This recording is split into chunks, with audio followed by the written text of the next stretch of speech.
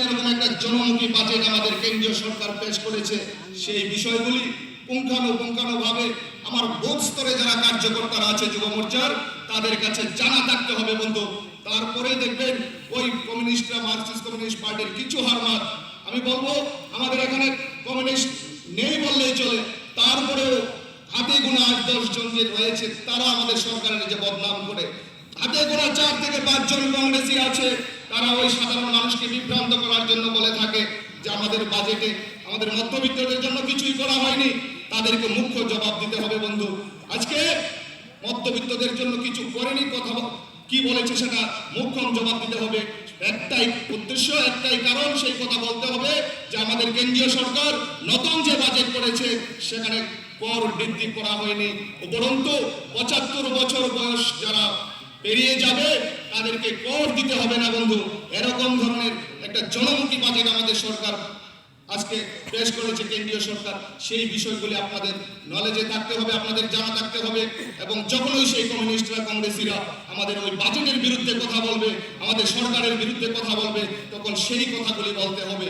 আমরা নির্বাচনের আগে যে ঘোষণাগুলি দিয়েছিলাম যে আমাদের সরকার যদি প্রতিষ্ঠিত হয় আমাদের সরকার কি কি কাজ করবে, আর নতুন সরকার প্রতিষ্ঠিত হওয়ার আজকে 34 মাসের মধ্যে এই ত্রিপুরা রাজ্যে আমরা কি কি কাজ করেছি সেই জিনিসগুলিও ওই কমিউনিস্ট কংগ্রেসীদের মুখে ঘষে দিয়ে তার জবাব দিতে হবে বন্ধু। আর সেটার দায়িত্ব যুব মোর্চাকে নিতে হবে, বেশি দূর যেতে হবে না।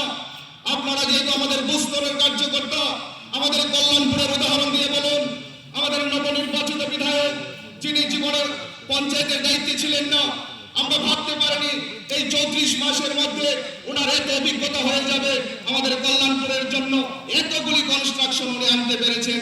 আপনারা নিশ্চয়ই দেখেছেন বন্ধু, বিএড কলেজ থেকে শুরু করে আমাদের ওই তেলিয়ামরা বিভাগীয় এগ্রি যে গোডাউন রয়েছে আমাদের বাজারপুর এলাকায় তৈরি হচ্ছে, আমাদের দ্বিতল ভবন হসপিটাল তৈরি হচ্ছে, কল্যাণপুর স্কুল আমরা উদ্বোধন করে ফেলেছি, আর গ্রামে তো আরো কত কাজ হয়েছে বিধায়ক ফান্ড থেকে, একের পর এক সেখানে নাট মন্দির থেকে শুরু করে রাস্তাঘাট বহু কাজ হয়েছে বন্ধু 34 মাসে। সেইগুলি আমাদের জানা থাকতে হবে, আমাদের নবদর্পণে সেইগুলি জানা থাকতে হবে, মুখস্থ থাকতে হবে। যখন ওই হারমাত্রা আমাদের বিরোধিতা করবে, আমাদের সরকারের বিরুদ্ধে কথা বলবে, তখন সেই কথাগুলি তাদেরকে জবাব দিয়ে সেখান থেকে ফিরে আসতে হবে। আমরা জানি কল্যাণপুরে আমাদের ওই হারমাত কমিউনিস্টের অফিস এখনো খোলার মতো লোক নেই। 34 মাস হয়ে গেছে, কিন্তু কল্যাণপুরের আমাদের ওই মার্কসিস্ট কমিউনিস্ট পার্টির অফিস কিন্তু আজকে পর্যন্ত খোলা হয়নি বন্ধু।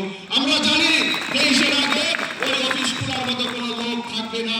তথাপি আমাদের চোখ কান খোলা রেখে আমাদের পার্টিটাকে শক্তিশালী করার জন্য যা কিছু করার বন্ধু আমাদের তা করতে হবে।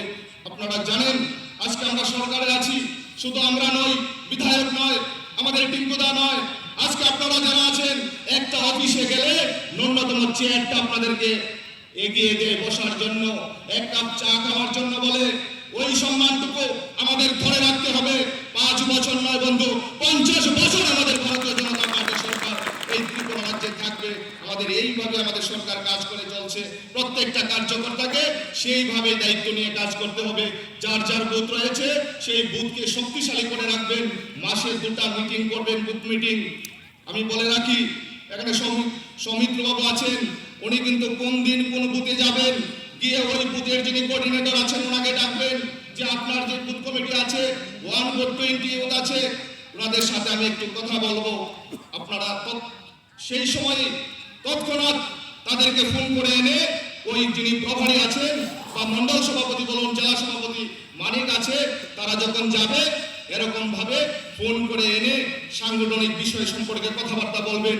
তার জন্য বলছি বুথ লেভেল যে কমিটিটা রয়েছে আপনারা প্রতি মাসে অন্তত 2টি মিটিং করে সেই আমার যারা কমিটিতে আছেন তাদেরকে সরকারের বিভিন্ন কার্যকলাপ পরিকল্পনা প্রদেশের সাধারণ সম্পাদক তথা টিআইডি6 চেয়ারম্যান টিঙ্কু রায় মহোদয় উপস্থিত আছেন, রাজ্য কমিটির যুব মোর্চার আছেন, আমাদের পার্টির জেলা কমিটির অন্যতম সদস্য তথা আমাদের আদিম লোকের চেয়ারপারসন সুমনি ঘোষ, এবং আমার সামনে প্রত্যেকটা বুথ থেকে আগত 1 বুথ 20 ইউথ এবং বুথের কোঅর্ডিনেটরগণ এবং যুব মোর্চার মন্ডল কমিটির কার্যকর্তাগণ সবাইকে আমি শ্রদ্ধা অভিনন্দন জ্ঞাপন করছি। সংক্ষিপ্ত আকারে দু একটি কথা বলবো সাংগঠনিক বিষয়, কারণ সেটা বিস্তৃত আকারে আমাদের সংগঠন মহামন্ত্রী রয়েছে, উনি আলোচনা করবেন। আমাদের একটাই প্রথম থেকে, সেটা নির্বাচনের আগে বা পরে প্রত্যেকটা সময় আমরা যুব মোর্চা বা বিভিন্ন মোর্চার সাংগঠনিক সভা করি। আমাদের পার্টির যেমন বুথ কমিটি রয়েছে, মোর্চার বুথ কমিটি রয়েছে, 1 booth 20 youth, 1 booth 20 women, 1 booth 20 কিষাণ রয়েছে। তো পার্টির শক্তি কেন্দ্র রয়েছে এবং মোর্চাগুলির শক্তি কেন্দ্র রয়েছে, এবং সেখানটায় আমরা নির্দ্বিধায় বলতে পারি সেখানে প্রত্যেক মাসে পার্টির গাইডলাইন অনুযায়ী মোর্চার দুটো মিটিং হয়, একটা বুথ কমিটির, একটা সাধারণ সভা। তো পার্টির একটা বুথ কমিটির, একটা সাধারণ সভা, শক্তি কেন্দ্র এবং পার্টির বুথ কমিটিকে জানিয়ে সেখানে সেই সাংগঠনিক সভা হয়। এবং তার ফলস্বরূপ আমি বলবো, আজকে সরকার আসার পর, আগে তো আপনারা লড়াই করেছেন, এবং সরকার আসার পর সাংগঠনিক যে নিয়ম শৃঙ্খলাভাবে কাজ করে যাচ্ছেন, আমি নবনিযুক্ত সভাপতি শুভঙ্কর সেনকে অভিনন্দন জানাই। আজকে 1 বুথ 20 ইউথ, প্রত্যেকটা যুবক সেখানে কমিটিতে যারা রয়েছে প্রত্যেকটা যুবক সেখানে সামিল হয়েছে, এর জন্য ওনাকে ধন্যবাদ জানাই, ওনার কমিটিকে ধন্যবাদ জানাই। কারণ আমরা যদি জনসভা করি, হাজার হাজার লোক সেখানে সমাবেত হবে, আমরা সেটা চাইনি, সেটা হয় পার্টির যখন কর্মসূচি আসে একটার পর একটা সমাবেশ রেলি হয়, কিন্তু আমরা চেয়েছি আমাদের বুথ লেভেলে শক্তি কেন্দ্রের যুব মোর্চা কতটুকু শক্তিশালী, কি কাজ করছে। এবং আমি অত্যন্ত খুশি সেখানে আমাদের পাহাড়ে জনজাতি যে যুব মোর্চারা, মহারানী, উত্তর মহারানী, আমাদের লুটরাই, আমাদের পশ্চিম গুঞ্জবন, আমাদের নকশিরাই, আমাদের আরেস্তারা, এই যে বুথগুলা থেকে সেই আমাদের উত্তর গিলাগিরি, পূর্ব গিলাগিরি 11টা এমপি ভিলেজ রয়েছে, সেই ভিলেজগুলো থেকে আজকে কমিটির কার্যকর্তারা সেখানে 80 থেকে আনন্দের সহিত সেই যুব সংগঠনের সাংগঠনিক সভায় হাজির হয়েছে। কিসের উদ্দেশ্যে? পার্টিকে মনে প্রাণে সেখানে সম্মান করে ভালোবাসে, যে পার্টিকে শক্তিশালী করতে হবে। কারণ এই রাজ্যের মানুষ, এই রাজ্যের যুবকরা বিগত দিন দেখেছে যে কমিউনিস্টের শাসন, কংগ্রেসের শাসন, তাদের যে অত্যাচার, তাদের যে অবিচার, তাদের যে শোষণ, তাদের যে যন্ত্রণা, তাদের যে জাতি দাঙ্গা, বিভিন্ন ধরনের শাসন, সেখানে কংগ্রেস কমিউনিস্ট মিলে 40টা বছর করেছে, রাজ্যটাকে ধ্বংস করেছে। সেই অভিজ্ঞতা প্রত্যেকটা মানুষের রয়েছে, সেই অভিজ্ঞতার নিরিখেই আজকে প্রত্যেকটা যুবক ভারতীয় জনতা পার্টিতে মন খুলে কাজ করছে। সেখানে কোনো বাধ্যবাধকতা নেই, স্বাধীনভাবে সেখানে লড়াই করছে, এবং ভারতীয় জনতা পার্টিকে দেশের জন্য লড়াই করে, সার্বভৌমত্ব রক্ষার জন্য লড়াই করে, একমাত্র যে ভারতীয় জনতা পার্টি, সেটা আজকে 62 বৎসরের কাছে প্রমাণিত হয়ে গেছে যে ভারতীয় জনতা পার্টি একমাত্র সেই ভারতবর্ষের মূল দায়িত্ববান রাজনৈতিক দল। তার জন্য মানুষ সারা ভারতবর্ষের প্রত্যেকটা রাজ্যে নির্বাচন হলে ভারতীয় জনতা পার্টিকে সেখানে বসিয়ে দেওয়া হচ্ছে। কাজে আমি সবাইকে একটাই অনুরোধ করবো, যেভাবে পার্টি আমাদের জীবনযাত্রার মন্ডল সভাপতি রয়েছে, মোর্চার শুভঙ্কর সেন রয়েছে, ওনারা আলোচনা করে পার্টির রাজ্য কমিটির নির্দেশে, জেলার নির্দেশে যে কর্মসূচি আছে সেগুলি পালন তো করা হয়, কিন্তু আমরা যেটা প্রত্যেকটা বুথে চালু রয়েছে, মাসে 2টা মিটিং, একটা কমিটি, একটা সাধারণ মিটিং। কমিটির মিটিং আলোচনা হবে কিভাবে সংগঠিত হবে, কিভাবে সংগঠন আগামী দিনে এগিয়ে যাবে। সাধারণ সভাতে আলোচনা হবে, সেটা প্রত্যেক কোঅর্ডিনেটররা জানেন, রাজ্য সরকারের উন্নয়নমূলক কাজ, যুবকদের জন্য কি কাজ, সমাজের জন্য কি কাজ, রাস্তাঘাট, বাড়িঘর, সেগুলো নিয়ে আলোচনা হবে, অন্য কোনো বিষয় নয়। সেই জিনিসটা মাথায় রেখে আপনারা কাজ করে দেবেন, এবং এলাকায় তারা কিভাবে পার্টিকে সমন্বয় করার চেষ্টা করেছে সেটা আপনারা প্রতিহত করতে হবে। কারণ প্রত্যেকটা কমিউনিস্ট পার্টি এমন একটা দল, কোনো কাজ তারা কিছু নেই। যদিও আমাদের বিধানসভাতে ফোনে ফোনে কিছু কিছু যোগাযোগ রয়েছে, ওনারা ওনাদের মতো করে মানুষকে বিভ্রান্ত করার চেষ্টা করে। কারণ সেখানে সুযোগ বলার চেষ্টা করে যে উন্নয়নের কাজ যদি কল্যাণপুর বলতে চায়, সারা রাজ্য মাধ্যমে কল্যাণপুর বলতে গেলে শেষ হবে না। এই বিদ্যালয়ের উদ্বোধন থেকে শুরু করে, কমিউনিটি 400 সিটের হক থেকে উদ্বোধন থেকে শুরু করে, আমাদের বিহারি কলেজের কাজ আমরা পূজার মাধ্যমে সেখানে উদ্বোধন করবো। আমাদের দীর্ঘদিনের সেই প্রতিজ্ঞা, আশা, আকাঙ্ক্ষা, রাজ্য শাসন করেছিল কমিউনিস্ট কংগ্রেস, কিন্তু সেই স্বাস্থ্য পরিকাঠামো গড়ে তুলতে পারেনি। আমাদের নতুন সরকার আসার পর 2তল ভবন এবং কোয়ার্টার কমপ্লেক্স আগামী যদি আমরা সেই দিকে করতে চাই, নদী ভাঙন, খোয়াই নদীর ভাঙন সবচেয়ে বেশি টাকা আমাদের মুখ্যমন্ত্রী দিয়েছে। সেই গিলাতুলিতে 2 কোটি চলছে, পুরুষপাড়াতে 57 লক্ষ, কমলনগরে 58 লক্ষ, বাগানবাজারে 62 লক্ষ। আজকে কৃষির দিকে সাবডিভিশন কল্যাণ করা হচ্ছে। আজকে 1 লক্ষ বিদ্যালয় মহানগরে স্যাংশন দেওয়া হয়েছে। আজকে ওয়াটার দিকে আমরা জনজাতি এলাকাতে বিশেষ করে সেই কালকেও উদ্বোধন করেছি। সেই পশ্চিম কুঞ্জবন 25টা বছর চালিয়ে গেছে, জল পর্যন্ত পৌঁছতে পারেনি। আমাদের সরকার আসার পর এই পর্যন্ত আমরা ওয়াটার টেকনিক সেখানে 6টা জনজাতি এলাকাতে উদ্বোধন করা হয়েছে। রাস্তাঘাট পঞ্চায়েতের কথা বলে লাভ নেই, বলতে চাই রাত দিন চলে যাবে, সারা রাজ্যের কথা বলা সম্ভব হবে না। আমার ক্ষুদ্র অভিজ্ঞতা দিয়ে আমি বলতে পারি, আমাদের রাজ্যের মুখ্যমন্ত্রী ওনার রাত দিন চেষ্টা প্রত্যেকটা মানুষের জন্য কাজ করা। এত পজিটিভ মাইন্ডের মুখ্যমন্ত্রী, এত কাজ করার মানে ওনার মানসিকতা আমরা আমাদের এই ক্ষুদ্র অভিজ্ঞতার মধ্যে বিগত দিন দেখিনি। আমরা 3-4 জন মুখ্যমন্ত্রী রাজ্যে দেখেছি বন্ধু, এই সেই কাছের ঘর থেকে বের হতো না। আজকে প্রত্যেক দিন দেখবেন কোনো না কোনো পাহাড়ে, কোনো না কোনো জেলায় এই 34 মাসের মধ্যে আমার কল্যাণপুর 3 থেকে 4 বার এসে গেছেন, অথচ 25 বছরের বিগত দিনের মুখ্যমন্ত্রীকে দেখা যায়নি। এই হলো ভারতীয় জনতা পার্টি।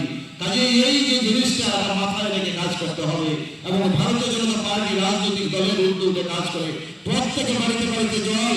আজকে 60% উপর আমাদের কল্যাণপুর 60 করে বলবো, প্রায় আমরা যদি 60-70% আমাদের এক্সিকিউটিভ ডিডাব্লিউএস হিসাব প্রত্যেক বাড়িতে জল পৌঁছে দিচ্ছি। কিভাবে সম্ভব হচ্ছে এই 34 মাসের মধ্যে? শুধু মানসিকতার চেষ্টা করা, এর জন্য সেটা সম্ভব।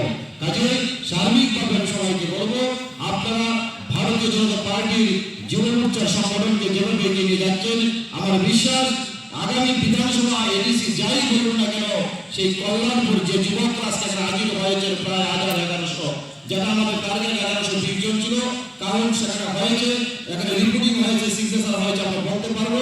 কিন্তু আমার বিশ্বাস যেভাবে যুবকরা সেখানে সামিল হয়েছে, বিরোধীরা বেরোবার সাহস পাবে না। শুধু সেই একতা মানসিকতা আপনারা লড়াই করে চলবেন, দেখবেন। কারণ কেন তাদেরকে স্থান দেবেন? তারা রাজ্যকে ধ্বংস করেছে। 5 বছর কংগ্রেস নিত্য লীলা করেছে, সন্ত্রাস করেছে এই রাজ্যে। যারা নেতৃত্বে ছিল, যারা দায়িত্বে ছিল, মানুষকে মানুষ হিসেবে সম্মান করেনি।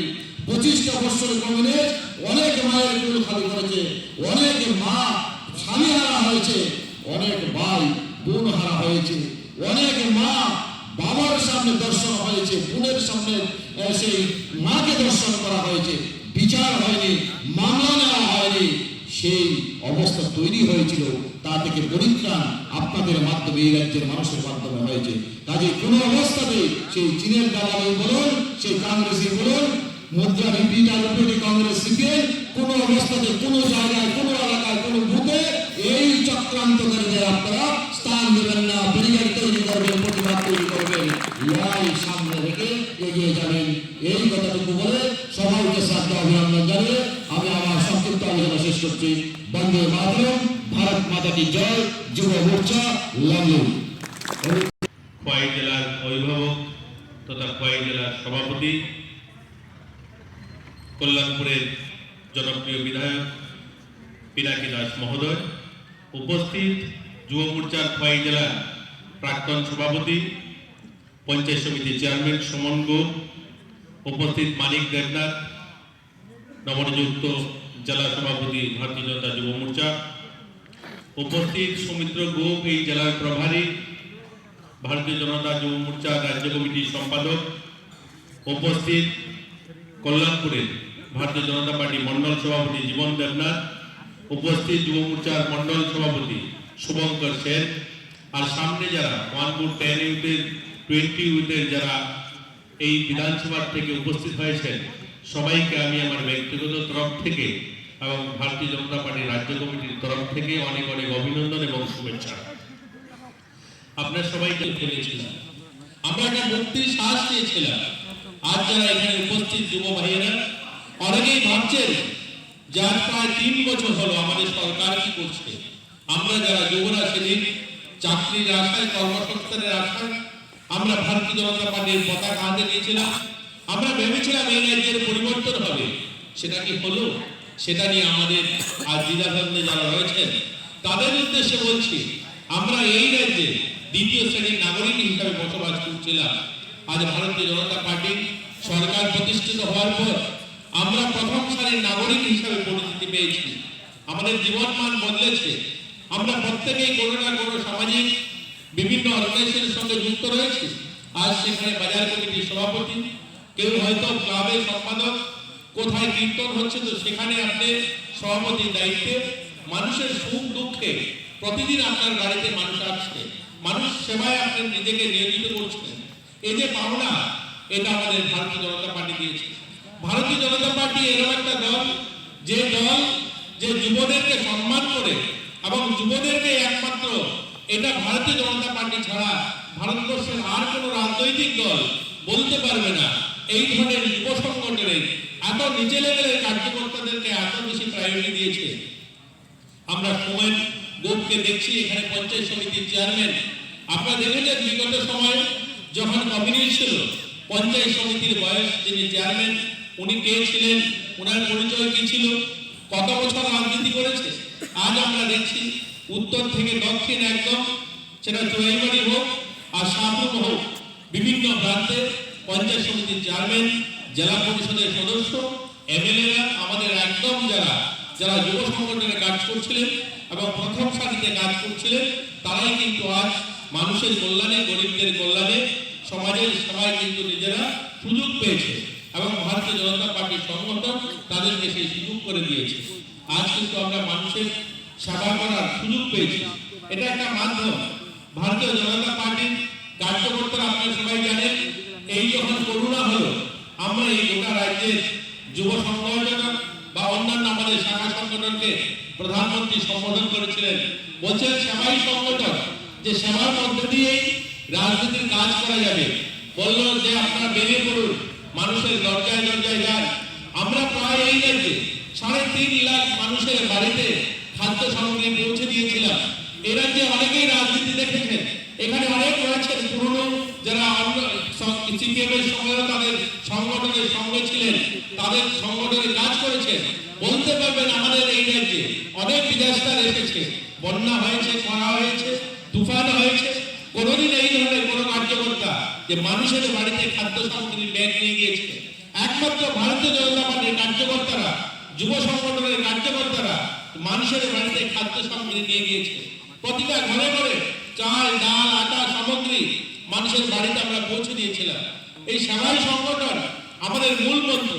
আমরা যারা এখানে আজ নতুন যারা রাজনীতিতে এসেছি, আমরা সবাই জানি যে আমাদের ভারতবর্ষের স্বাধীনতা সংগ্রামী যে দলটা, যে কংগ্রেস দল একসময় দেশ স্বাধীনতার আন্দোলনের বড় বড় রথী মহারথীরা যে দলে ছিলেন, ইন্দিরা গান্ধীর মতো তেজস্বিনী নেত্রী ছিলেন, জওয়াহরলাল নেহরু ছিলেন, সর্দার বল্লভভাই প্যাটেলকে দেবতুল্য বলা হয়, নেতাজি সুভাষচন্দ্র বসুকে দেবতুল্য বলা হয়, এই দলের মহান ব্যক্তিরা সেই দলে ছিলেন।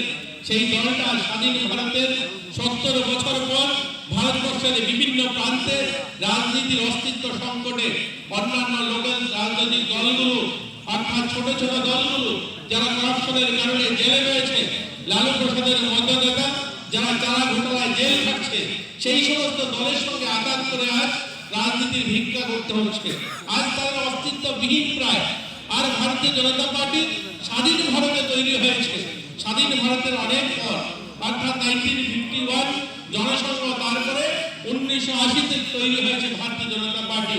আর 1980 থেকে আজ 2020 সালের মাথায় আমরা দেখছি ভারতবর্ষের শুধু নয়, পৃথিবীর সর্ববৃহৎ রাজনৈতিক দল, পৃথিবীর সর্ববৃহৎ সদস্য সংখ্যার রাজনৈতিক দল ভারতীয় জনতা পার্টি, যে দলে সবচেয়ে বেশি বিধায়ক রয়েছে, যে দলে সবচেয়ে বেশি সাংসদরা রয়েছে, বেশি রাজ্যে ক্ষমতায় রয়েছে, এই ধরনের একটা বড় দল যেটা সর্বভারতীয় সর্বস্তরের মানুষের কল্যাণে কাজ করছে, এরকম দলের সদস্য রূপে আমরা আজ এখানে উপস্থিত হয়েছি। আমরা নিজেরা গর্ববোধ করি। আমাদের প্রধানমন্ত্রী আত্মনির্ভর ভারতের কথা বলছেন, ভারতবর্ষকে আত্মনির্ভর করতে চাইছেন, অর্থাৎ আত্মসম্মানের সঙ্গে একটা স্বনির্ভর ভারত হবে এবং ভারতবর্ষের অর্থনৈতিক অবস্থা আমরা ব্রিটিশের কাছে থেকে হাত পাততে হবে না, এই ধরনের একটা ভারতের স্বাভিমানী ভারতের কথা তিনি বলছেন। আমরা যদি দেখি আমাদের এই ত্রিপুরা রাজ্যে যে গরিব পাহাড়ের জনগণ যারা পাহাড়ে যারা বসবাস করেন, তাদের জন্য জলের ব্যবস্থা, বলুন তো দেখি কত বছর এখানে কমিউনিস্ট শাসন করেছে, তারা কত বছর এখানে 25 বছর লাগাতার ছিল, অথচ পাহাড়ে গন্ডাছড়ায় বলুন বা লঙ্করাই ভ্যালিতে বিভিন্ন অঞ্চলে জলের ব্যবস্থা ছিল না। আজ কিন্তু জল জীবন মিশনের মাধ্যমে সেখানে জলের ব্যবস্থা করা হচ্ছে। 2014 সালে প্রধানমন্ত্রী যখন লালকেল্লা থেকে প্রথমবার ভাষণ দিচ্ছিলেন, তিনি বলছেন গোটা ভারতবর্ষের জনগণ যারা সরকারি সাহায্য পান, সেই তাদের যে সুবিধাটা, তাদের যে আর্থিক সাহায্য দেওয়া হয়, সেটা যদি 100 টাকা দিল্লি থেকে পাঠানো হয়, তার অর্ধেক পয়সা সেই সাধারণ মানুষের কাছে পৌঁছায় না। তাদের জন্য একটা করে অ্যাকাউন্ট খোলা হোক। আর সেই অ্যাকাউন্ট খোলার কারণে আমরা লকডাউনের সময় গোটা বিশ্ব যখন থরথর করে কাঁপছিল, সেই সময় যে সরকারি সুযোগটা আমরা কিন্তু 100 টাকার থেকে যে দিল্লি থেকে পাঠানো হয়েছে, সেই 100 টাকাই পেয়েছি। আমরা এই রাজ্যে দেখেছি, যখন প্রধানমন্ত্রী আবাসের ঘর 2014 সালের আগে যারা পেয়েছে, সেই ঘরের টাকা আসতো পঞ্চায়েতের, সেই টাকা কারা তুলে আনতো ব্যাংক থেকে, পঞ্চায়েত সচিব আর প্রধান গিয়ে টাকাটা তুলে আনতেন ব্যাংক থেকে। আর সেই টাকা এনে অর্ধেক টাকা নিজেদের পকেটে 10টা টিন দিলেন, কয়েক বস্তা সিমেন্ট আর কটা রড পাঠিয়ে দিলেন। তার ঘর তৈরি হতো না। দেখবেন 2014 সালের আগে প্রধানমন্ত্রী আবাসের যতগুলো ঘর হয়েছে, কারো ঘর কমপ্লিট হয়নি, কারণ টাকা অর্ধেক টাকায় প্রধান আর পঞ্চায়েত সচিবের পকেটে চলে যেত। মানুষের ঘর পেত না। প্রধানমন্ত্রী অনুভব করেছেন যে এই ভারতবর্ষের প্রত্যেক গরিব মানুষ শোষিত হচ্ছে। আমাদের দেশ স্বাধীনতার পরবর্তী সময় জওয়াহরলালের পরে ইন্দিরা গান্ধী যখন প্রধানমন্ত্রী হলেন, আমাদের ভারতবর্ষের ব্যাংকগুলোকে রাষ্ট্রীয়করণ করা হলো। কোটি কোটি টাকা দেওয়া হলো গভর্নমেন্টের খাজানার থেকে সেই ব্যাংকগুলোকে। কেন দেওয়া হয়েছিল? দেওয়া হয়েছিল যে রাষ্ট্রীয়করণ ব্যাংকগুলো হলে ব্যাংকের মাধ্যমে দেশের সাধারণ গরিব মানুষ, কৃষক, তারা তাদের যে অধিকার সেটা পাবে। কিন্তু দীর্ঘ সেই 1969-এ সেই বেসরকারি ব্যাংকগুলোকে সরকারিকরণ করা হয়েছিল। প্রায় 50 বছর পর প্রধানমন্ত্রী নরেন্দ্র মোদীজি সিদ্ধান্ত নিলেন যে ব্যাংকের মাধ্যমে গরিব মানুষের অধিকার দেওয়া হবে। ভাবুন কত বছর লাগলো। মানুষের বাড়িতে শৌচালয়ের কথা বললেন যে গরিব মানুষের বাড়িতে আমরা শৌচালয় নির্মাণ করব। মানুষ হাসাহাসি করলো যে প্রধানমন্ত্রী বলছেন শৌচালয় নির্মাণ করবে।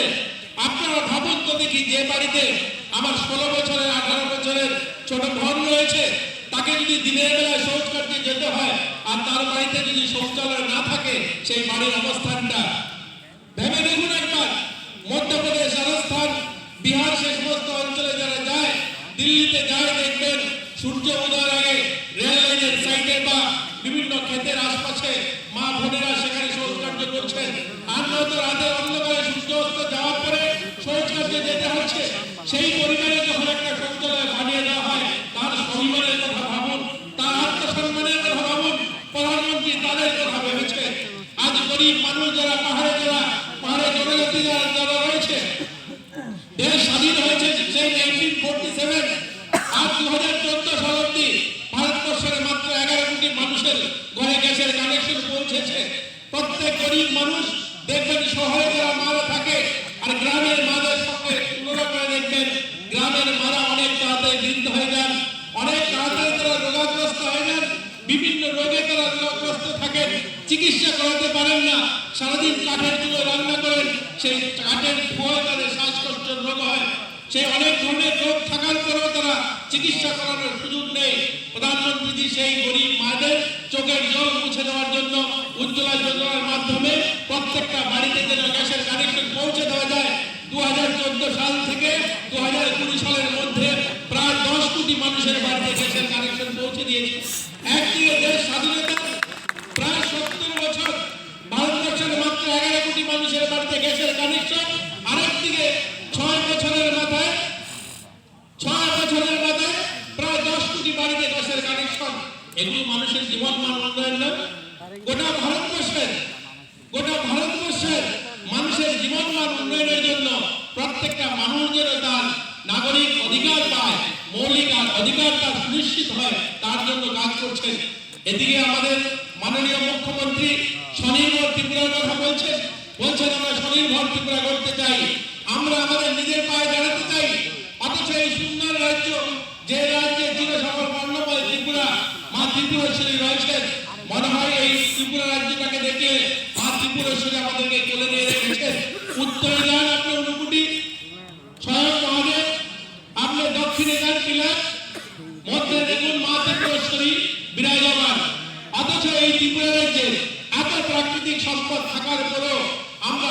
25 বছর আমরা যুব যারা আমরা একটাই স্লোগান শুনেছি যে আমরা অবহেলিত, আমরা লাঞ্ছিত, আমরা শোষিত, আমরা নিপীড়িত। এটা ত্রিপুরা রাজ্য, এখানে কিছু করা সম্ভব নয়। অথচ এই রাজ্যে প্রাকৃতিক সম্পদে ভরপুর, আমাদের ইলেকট্রিসিটি সারপ্লাস, আমরা বাংলাদেশের কাছে ইলেকট্রিসিটি বিক্রি করি, আমাদের এখান থেকে মণিপুর মিজোরামকে ইলেকট্রিসিটি দেয়, আমাদের এখানে গ্যাসের সারপ্লাস রাজ্য। অথচ গ্যাসের একটা কোম্পানির নাম হচ্ছে টিএনজিসিএল, সেই টিএনজিসিএল শুরু হয়েছে 1991-এ, আর সেই টিএনজিসিএল 30 বছর পরে আমাদের রাজ্যের মাত্র 5% শেয়ার, অর্থাৎ 5%-এর অধিকার আমরা, সেখান থেকে আমাদের যে প্রফিট হবে তার অংশীদার আমরা। সেটা কাদের শেয়ার? আসাম এবং গেলে 30 বছর তারা সেটাকে চালিয়েছে। আমাদের সরকার মাত্র 3 বছরে আজকে 25.5% শেয়ার আমাদের রাজ্যের বিভিন্ন সংস্থা, যেগুলো কোঅপারেটিভ সংস্থা রয়েছে, সমবায়গুলো রয়েছে। আপনারা গ্রামীণ মানুষ এই এলাকাতে বসবাস করেন, আপনার গোমতীর নাম শুনেছেন। 2018 সালের আগে পর্যন্ত ত্রিপুরার গোমতীতে 3000 লিটার দুধ উৎপন্ন হতো। আজকের দিনে দাঁড়িয়ে 2020 সাল, 2021 সালের এখন যখন আমরা ফেব্রুয়ারি মাসে কথা বলছি, 10,000 লিটার দুধ হয় সেখানে। আর সেখানে দুধের সঙ্গে সঙ্গে ঘি উৎপন্ন হয়, আইসক্রিম হয়, পনির হয়। সেখানে করার ইচ্ছা থাকতে হবে, রাজ্যকে স্বনির্ভর করার জন্য চেষ্টা থাকতে হবে। আমাদের রাজ্যের কোঅপারেটিভ ব্যাংক, যেখানে কোঅপারেটিভ ব্যাংকে 18-19-এর ফাইন্যান্সিয়াল ইয়ারে মাত্র প্রফিট হয়েছিল 12 কোটি টাকা, সেখানে আজকের দিনে দাঁড়িয়ে প্রফিট হয়েছে 27 কোটি টাকা। অর্থাৎ গ্রোথ হচ্ছে। এই রাজ্যের পরিবর্তনের দিশা হাঁটছেন আমাদের মাননীয় মুখ্যমন্ত্রী। আমরা যদি আমাদের শিল্প বাণিজ্য দপ্তরকে দেখি, আমাদের এই দপ্তর থেকে আমরা যে উৎপাদন করি, আমরা এক্সপোর্ট বাংলাদেশের কাছে করি, আমরা মাত্র 2018 সালে আমরা 6.5 কোটি টাকার মাল বাংলাদেশকে দিতাম। আজকের দিনে আমরা সেখানে 30 কোটি টাকার মাল বাংলাদেশকে দিচ্ছি। বাংলাদেশ থেকে যে মাল আমাদের রাজ্যে আছে, আমরা মাত্র 300 কোটি টাকার মাল বছরে আনতাম, আজকের দিনে আমরা 600 কোটি টাকার মাল আনছি। আমাদের পিনাকিদা বলেছেন যে ডেভেলপমেন্টের কাজ বললে শেষ হবে না সারা রাজ্য। আমাদের রাজ্যে একটা ন্যাশনাল হাইওয়ে ছিল, যেটা চুড়াইবাড়ি থেকে সাবরুম, আজকে খোয়াই হয়ে কৈলাসহর, কমলপুর হয়ে চুড়াইবাড়ি, অর্থাৎ এই যে অল্টারনেটিভ একটা বড় ন্যাশনাল হাইওয়ে হচ্ছে। 9টা ন্যাশনাল হাইওয়ে হচ্ছে, অর্থাৎ আসাম আগরতলার মতো 9টা বড় জাতীয় সড়ক হচ্ছে এই রাজ্যে। সেগুলো টেন্ডার হয়েছে, কাজ শুরু হয়েছে। এডিসি নির্বাচন সামনে, আমরা এডিসিতে ভোট চাইতে যাব। আমাদের জনজাতি ভাইয়েরা সামনে বসে শুনছেন, অনেক জনজাতি ভাইকে জিজ্ঞাসা করে কমিউনিস্ট নেতারা, আজও বলুন তো দেখি 3 বছর হয়েছে ভারতীয় জনতা পার্টির সরকার, আপনারা কি পেলেন? তাদেরকে জিজ্ঞাসা করবেন, আপনারা শাসন করেছেন 35 বছর আগে, আপনারা জনজাতিদের জন্য কি করছেন বলুন তো দেখি। ভারতীয় জনতা পার্টি ইতিমধ্যে যে জনজাতিদের বাড়ি একটা পাহাড়ে আরেকটা পাহাড়ে দূরে দূরে ছড়িয়ে তাদের ছেলেমেয়েরা পড়াশোনার জন্য বোর্ডিং স্কুলে থেকে পড়তে হয়।